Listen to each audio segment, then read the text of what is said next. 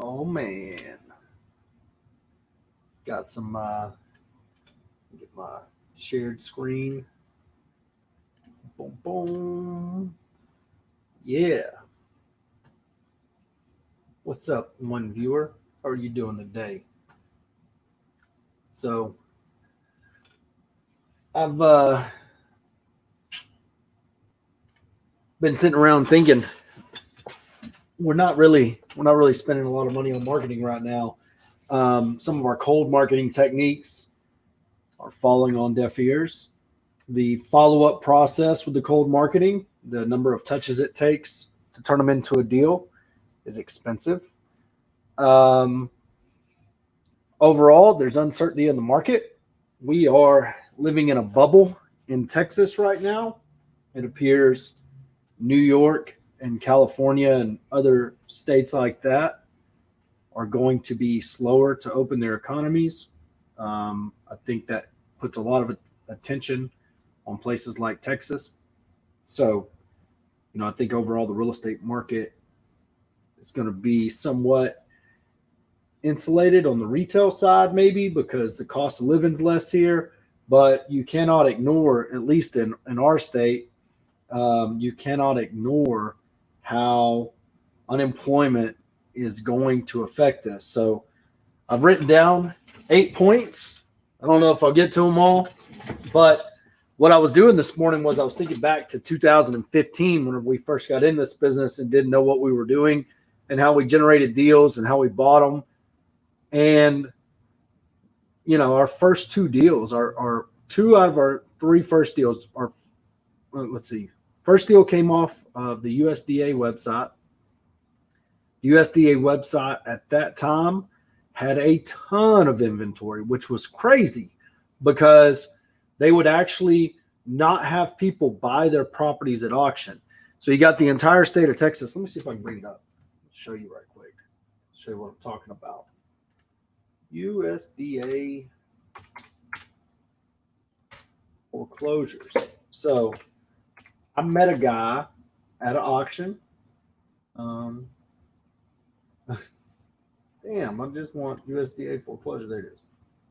So I met a guy at a tax auction. Went to the tax auction, tried to buy some land, brand new to the business, and he told me about these three properties that he was in my town to look at. And he had an interesting quote. Let me put this up on the screen. He had an interesting quote. He said, quote, I didn't get into real estate to make a living. I got into real estate to make a killing.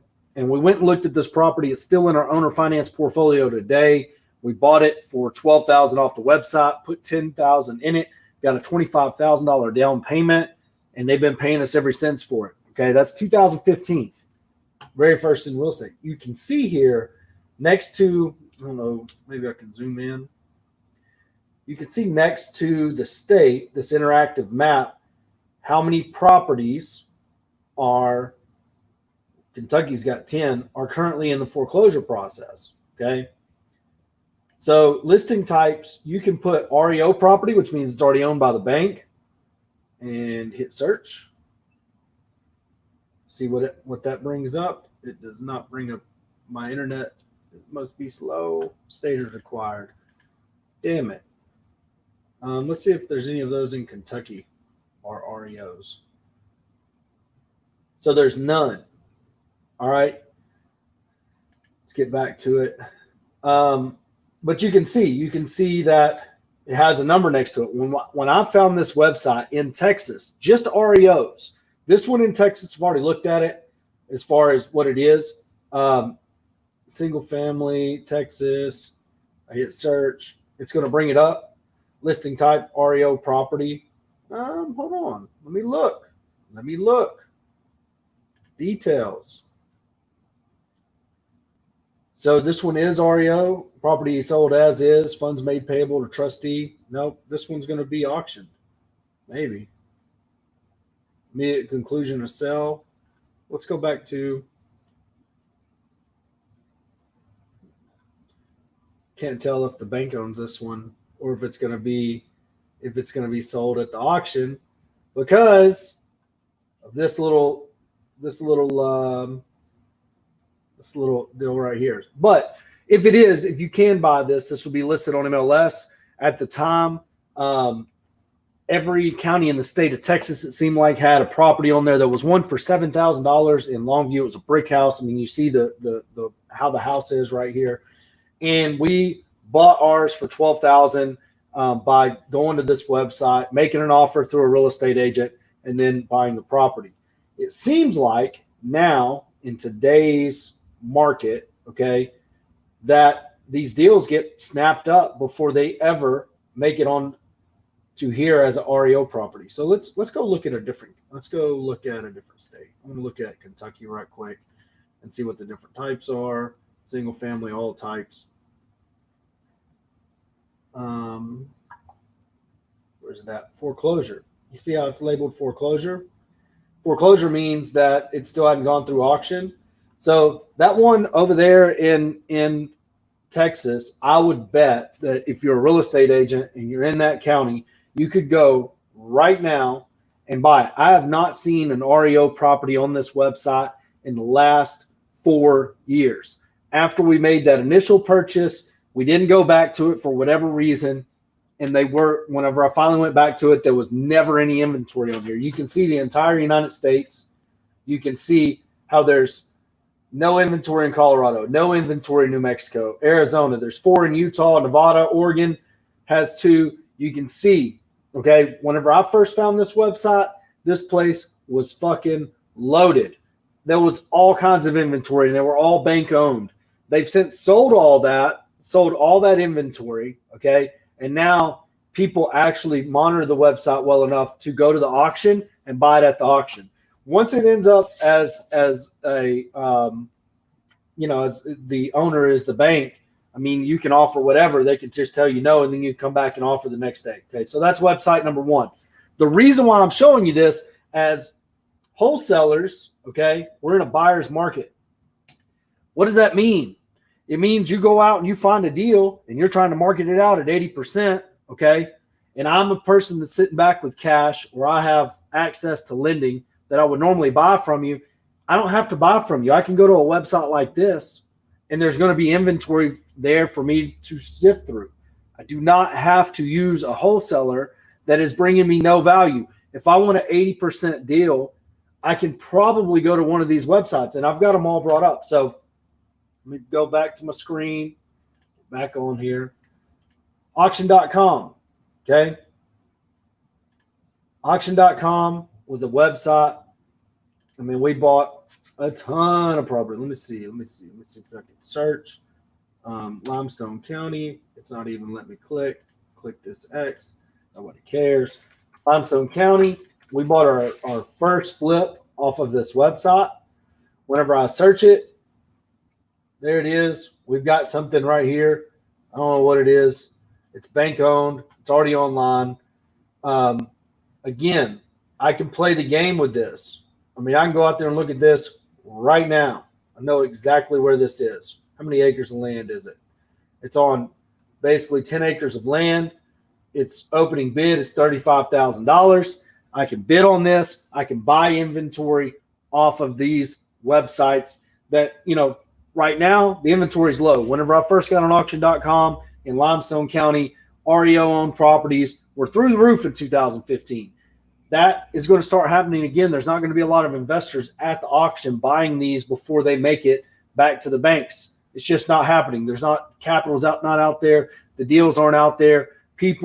Banks are going to end up owning this inventory. Investors are going to be able to go to any of these platforms they want and pick up deals to hold as rentals, to flip, to do whatever with. Okay. Let's go to Zillow. What can we do on Zillow right now? Okay. I don't want to sign in. All right, let's go. Let's do Waco, Texas. I did this the other day. Waco, Texas. Get there. Now I've got a search right here. So I can click right here. What can I do? Days on Zillow. I can go 24 months on Zillow. Okay. I need more filters. Number of stories, has basement. Don't care about any of that. Don't care about amenities. HOA, parking spots, don't care, don't care, don't care. Move-in ready homes, valued and repaired by Zillow, don't want that. Where's my other filters? Works on my damn. On the app, you can search by recent price drops. I don't want to reset all filters. I want 24 months on market. So we've got 850 results. Where is it that I can put? Well, if I can't do it on here, I'll have to do it on the app. This pisses me off. More year built, lot size, basement. I want more options. Maybe I'm too far zoomed in to get all the options. Nope. That's all it's got. On the app, it's got a little drop down like this, and you can price, for sale, for rent, sold. Anyways, on the more section, you can put a price drop on there, recent price drop, and it just has a box you can check, and you can look at all the ones that have recent price drops.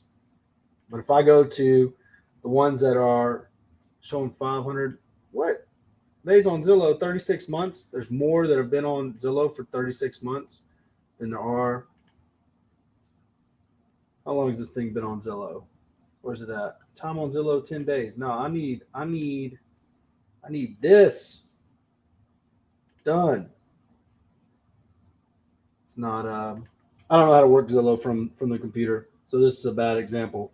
But I can go here, I can find all the deals that have been on the market for a long time. If I'm working with an agent, I can ask them to find all the deals that have been on the market for a long time. And I can just offer on MLS and get 80% deals all day long. If we're in a true buyer's market and capital is limited, anywhere you want to go, any of these deals that you want to jump in and buy, I mean, look at this. Price cut, just contact agent, start shooting offers. I mean, you could do this game all day long. What's the other website we got? HUD Home Store.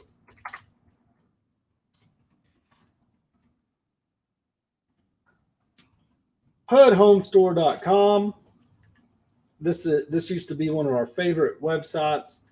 So I can select whatever state, Texas, county. I can go to Limestone. Nope. And I can search. It's being an asshole. There's none in Limestone County. Let's just go back to the interactive map and click on the state and see what all is on here. Buyer type. So you see here, listing period is an extended. Exclusive means that it's only open to nonprofits. But you see, we've got this right here in Flint, Texas, Smith County, 62,000. Got another one here in Elkhart for 50,000. It's an extended period. You can just offer on all of these properties that you want. Right now, there's one in Tarrant County in North Ridgeland Hills. It's extended. All these are on MLS, though. So this is where I want to get to, or what I want to get to with my bullet points I got. Okay. When I talk about getting back to basics, I mean, it's pretty simple. Like, if you don't have equity in the deal, if you can't get it at a steep discount, you're not going to be buying it. These 80% deals that wholesalers are sending out right now, I just put one in Roughneck Real Estate, the group. If you're not in there, jump in there. I mean, it's a shit ass deal. Wants $150,000 or says it's going to be $150,000 all in, $180,000 ARV. It's an 83% deal. Says it's fully gutted and needs $25,000 worth of work. Well, that's not, none of those numbers are realistic. I joked and said it's a going out of business sale. Those kind of deals won't move. You can get those on MLS right now. It's a buyer's market. They can buy from anywhere. They can buy from you. They can buy from MLS. They can buy off of any of these websites. There's less buyers in the market, less investment buyers in the market. They don't have access to capital right now. If any of them have any powder dry at all, they're probably waiting for deals to show up. It's only people that earn their entire living through real estate that need to churn deals right now during this pandemic. Everybody else can draw unemployment and sit on their hands because they open it up to contractors and wait for real deals to become available. Okay? Only the ones like us that need to earn income by buying and selling real estate are going to be in this market right now. Everybody else is going to be waiting, thinking, trying to time the market, whatever their deal is. So you got to go out and get it at a discount. If you're a wholesaler, you're back to basics. You got to get a discount. You don't need to be spending a lot of money on marketing. If you don't have a lot of money on marketing, it's going to be harder to convert those deals. I don't know. I'm looking at the questions. I'm sorry, I got distracted. So back to basics. Number 2, golden rule. The one with the gold makes the rules. I hate to point that out to you, but if you have a wholesale deal, you have a buyer, and you're going to make money, and you're going to be in the black, okay? You're actually going to make money, and you for sure have a buyer. Do not pass on that buyer hoping to get more money and burn that buyer down. You need that buyer. That buyer is going to rely on you. You're going to bring value to his life, and he will buy multiple deals from you if you don't burn him. I had a guy in my own group get a little pissy and shop a deal. I think he actually got it moved, but I'll never buy another deal from that guy in my entire life. I will never buy one stinking deal from him ever again. I won't burn him down. I won't blast him. I don't think that's fair, but I personally will not do any business with that cat ever again. He lost a buyer that will buy in rural markets in Texas and pay him a nominal $3,000 to $5,000 assignment fee on almost any deal that he could have brought in that price range. He finds them all the time.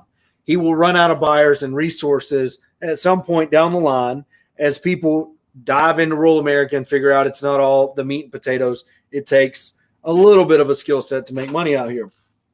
80% deals are on MLS. I just showed you 3 different websites that you can fuck around with and find 80% deals.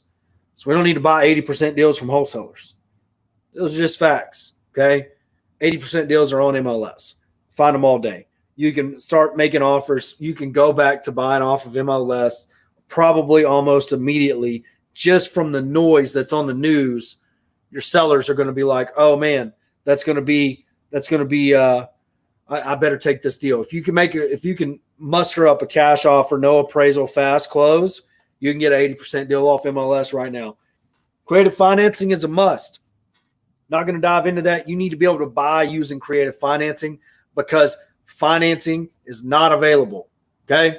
Creative financing is going to be a must. You're going to have to figure that out. If you've got free time and you're trying to learn this, Dan Cito has a great group. I don't know what it's called. I should have looked it up. It's like Owner Finance, Your Way to Freedom or Dreams or something. If you go to Roughneck Real Estate, the group, and ask in there, we'll link it up. But you need to learn how to buy using creative financing. Anything you can buy now and hold on to for an extended period of time. I've said this several times. If you don't make money on real estate, that means you didn't own it long enough. That's just the facts, okay? If you can afford to hang on to it longer, you can make money. We have an RV park right now. Shouldn't have bought it. Hate it. Don't want it. It's shit. It's listed. It goes under contract 27 times. I hate that deal, okay? But if we go out there and we make it a functioning RV park and we keep a year's worth of P&Ls, we can double our money on it, okay? Just simple facts. We don't want to do that because we're lazy pieces of shit, but it's coming to that. We're going to end up having to create that RV park, run it as an RV park so we can sell it and make money. If we can afford to hang on to it long enough, we can make money. That's just the facts of real estate. Daisy chaining is dead. I don't know how else to word it to you. Everybody can combine their buyers list right now. We can all throw our buyers list in, and there's a handful of people that are going to be buying in the next handful of months, in the next however many months, okay? There's a handful of people that are needing to sell. There's a lot of stimulus money in the economy, a lot of unemployment. A lot of sellers aren't going to feel the pain of foreclosures or any of that. The only pain I can really see in the marketplace is probably landlords who can't evict, okay? But who wants to buy a deal with tenants that aren't performing that they can't evict? Going to have to be a really good discount, okay? Going to have to be a really good discount.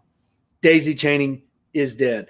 You can try to JV. You can blast it out there. The only thing you're going to do is bring more attention to a deal that has got more snakes on it now that will wait out your contract, then go to the seller, and so on and so forth. There's not enough deals in the marketplace right now for the snakes to feast on, okay, to where they're not. Think about it. You can't pay your bills. You can't find a deal. You can't convince a seller to sell. And now you've got a deal in your inbox and you're going to try to daisy chain it. And now you're going to put it on everybody's buyer list. 90% of those buyers lists are just loaded with wholesalers.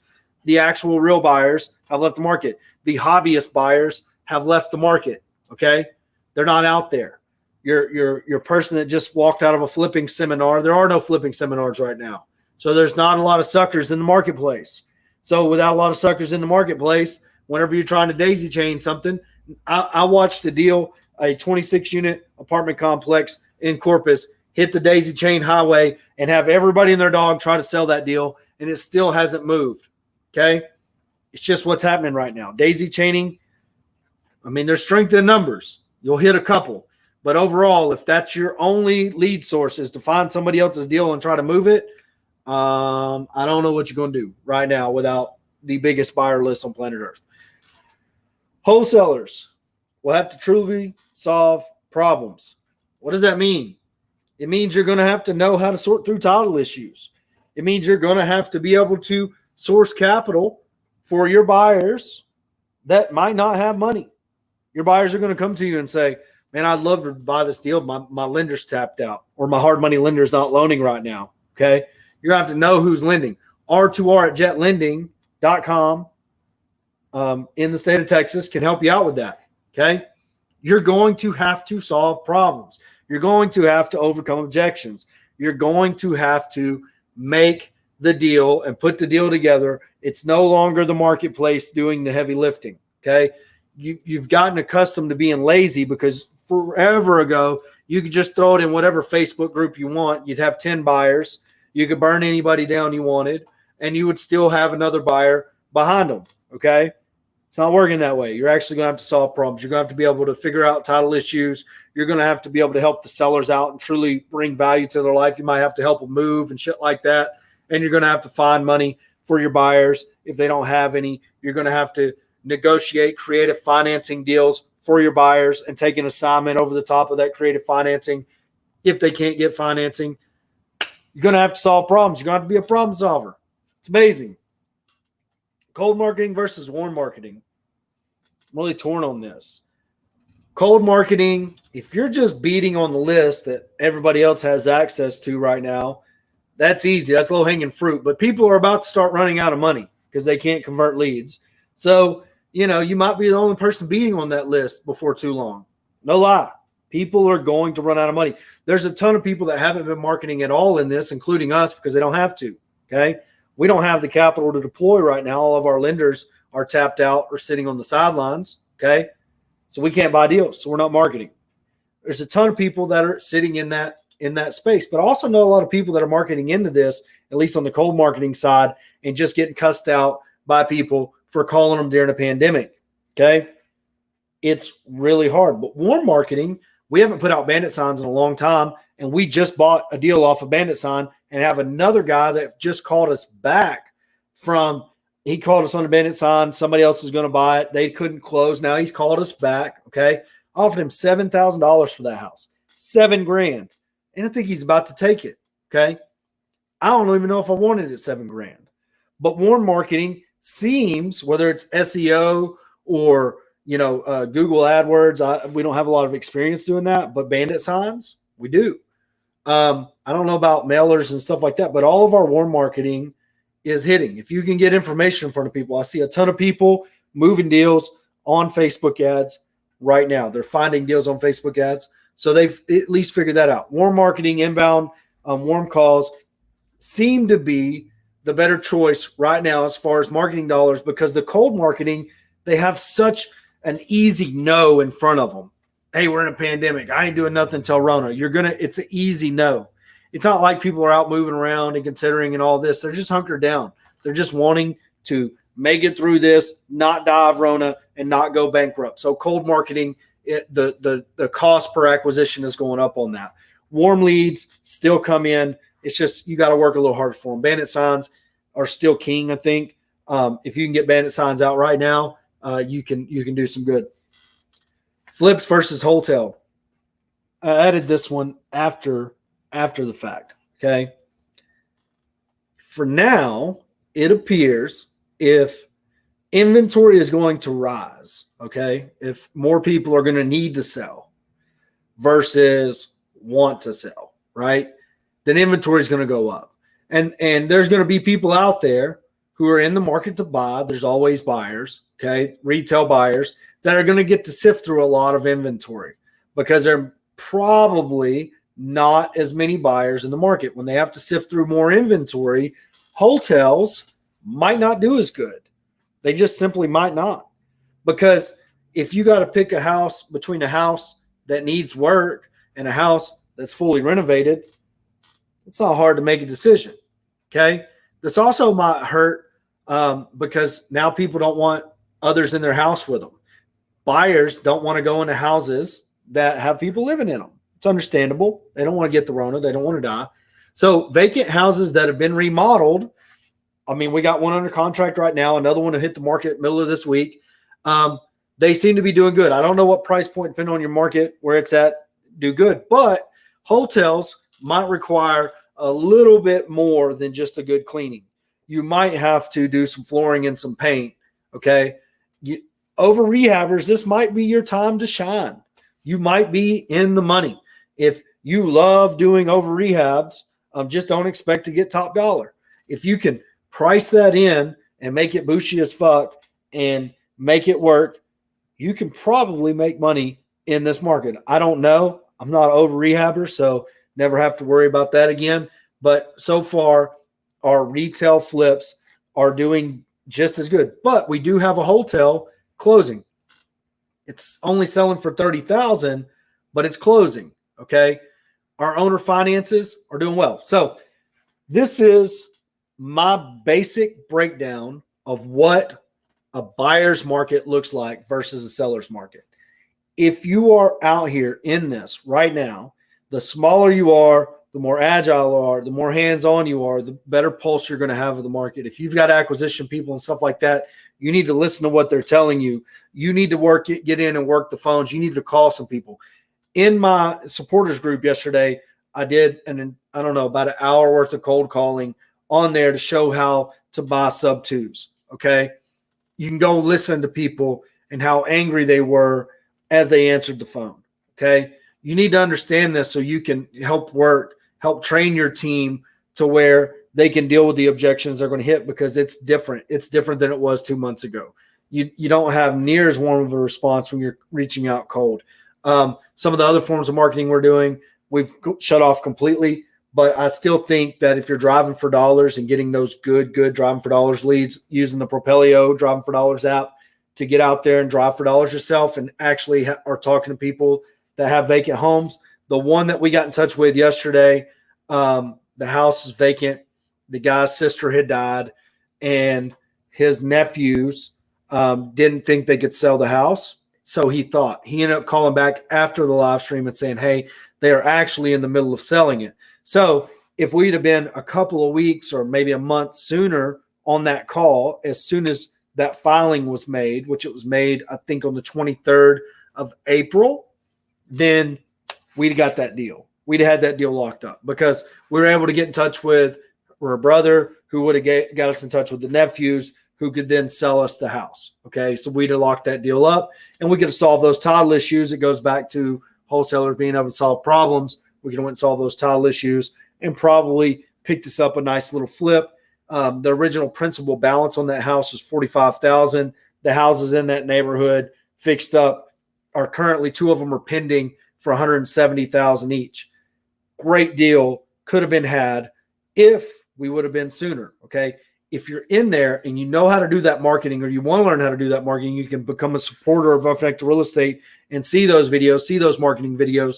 But if you're agile like that and you're still in the weeds, or you have an acquisition team trained to do that, you still need to get in there, figure out what people are hearing, figure out what the actual pulse on the market is. Because if you're just throwing money at marketing like you were pre-Rona, you can end up in a little bit of a bind.